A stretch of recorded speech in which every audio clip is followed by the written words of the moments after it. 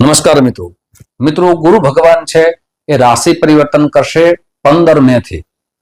તો આપને વૃષભ રાશિ હોય તો આપના જીવનમાં શું પરિવર્તન આવશે સવિસ્તાર આજે તમારી સમક્ષ રાખવા જઈ રહ્યો છું।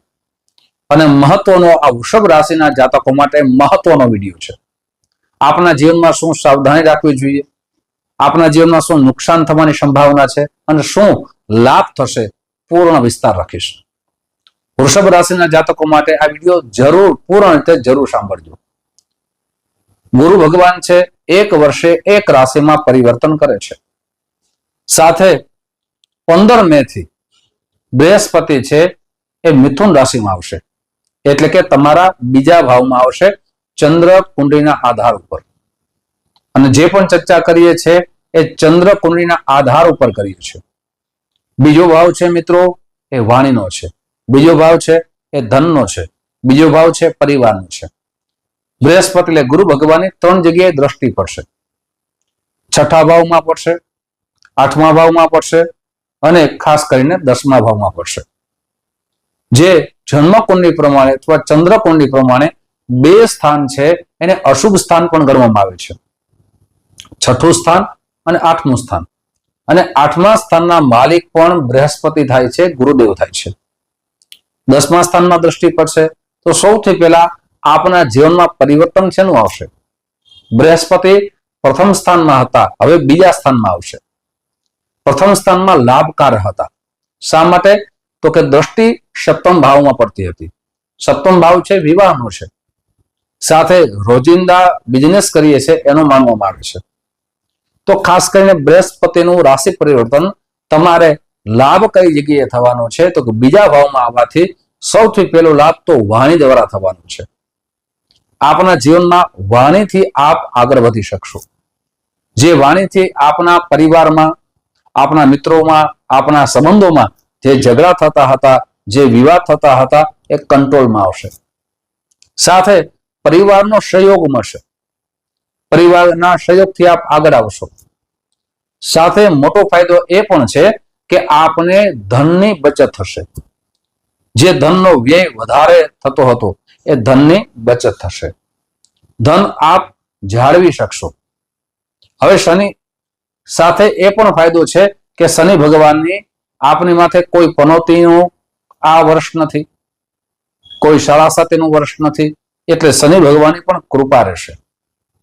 બૃહસ્પતિ છે 3 દ્રષ્ટિની વાત કરી, 6થા ભાવમાં, 8મા ભાવમાં અને 10મા ભાવમાં। ત્યાં શું ફેર પડશે મિત્રો? સવિસ્તાર આગળ આપણે ચર્ચા કરીએ તે પહેલા એક નમ્ર પ્રાર્થના છે।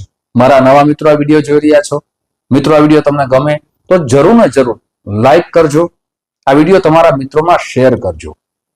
સાથે મિત્રો બૃહસ્પતિનું તમારા જીવનમાં શું રાશિ પરિવર્તન થવાનું છે આ તો ગોચર ગ્રહો પ્રમાણે સવિસ્તાર રાખું છું, પણ આપણી જન્મ કુંડળીમાં ગ્રહોની સ્થિતિ કેવી છે જો એ તમારે જાણવું હોય તો અહીં નંબર દેવામાં આવ્યા છે।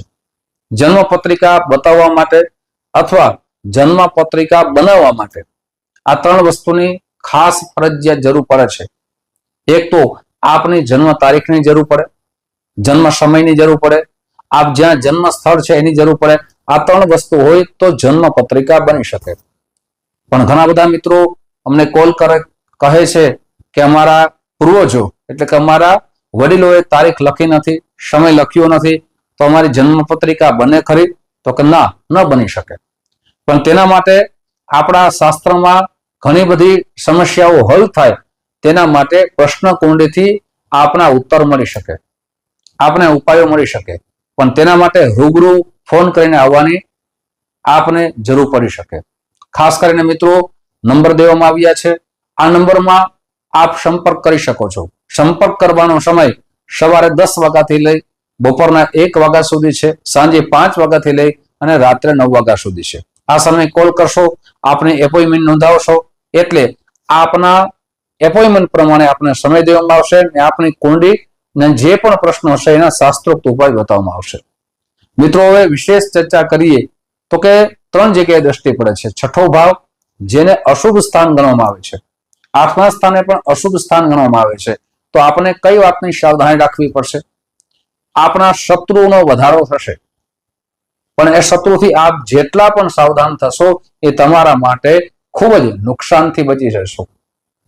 આપની ઉપર કોઈ પણ પ્રકારનો કેસ થયો હોય, કોર્ટ કચેરીમાં આપને ધક્કા ખાવા પડતા હોય તો ત્યાંથી આપને સમાધાનના રસ્તા મળશે અને સમાધાન આપને કરવું જોઈએ.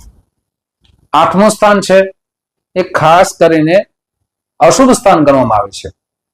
તો આપણે એ વાતની પણ સાવધાની રાખવાની જરૂર પડી શકે કે આપની કોઈ જૂની બાપ દાદાની જમીન હોય, મકાનો હોય અને એના ઘણા વર્ષોથી વિવાદ ચાલતા હોય તો આ વિવાદમાં જેટલું બની શકે તેટલું સમાધાનના રસ્તા કાઢવાથી આપના જીવનમાં લાભ થઈ શકે.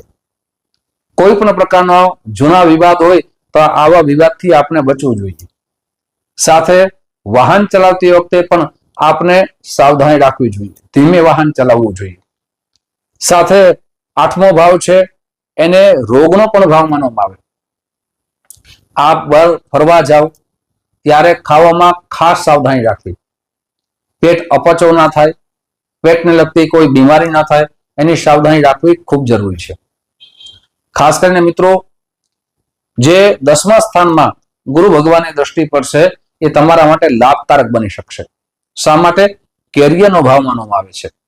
10મું સ્થાન છે એ કર્મનું સ્થાન છે, પિતાનું સ્થાન છે. તો આપણા માટે કેરિયર ઉત્તમ બનવાનું છે. લક્ષ્મીજી આપણા ઘરમાં વધારો થશે. આપ સત્કર્મ તરફ વળશો. આપણા ઘરે માંગલિક પ્રસંગો આવશે. આપ યાત્રા કરશો. ગુરુ ભગવાનની દ્રષ્ટિ તમારા માટે ઉત્તમ પણ છે. મિત્રો ખાસ કરીને બૃહસ્પતિ તમારા માટે જો જન્મ કુંડળીમાં સારી એટલે કે સારા સ્થાનમાં હશે, ઉચ્ચ રાશિમાં હશે, સ્વ રાશિમાં હશે તો તમારું આ રાશિ પરિવર્તન તમારા માટે ખૂબ લાભકારક બની શકશે.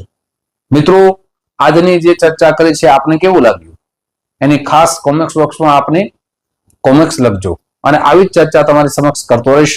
આપ જે પ્રેમ આપો છો એ પ્રેમ બદલ આપ સૌનો જય શ્રી કૃષ્ણ, મહાદેવ હર.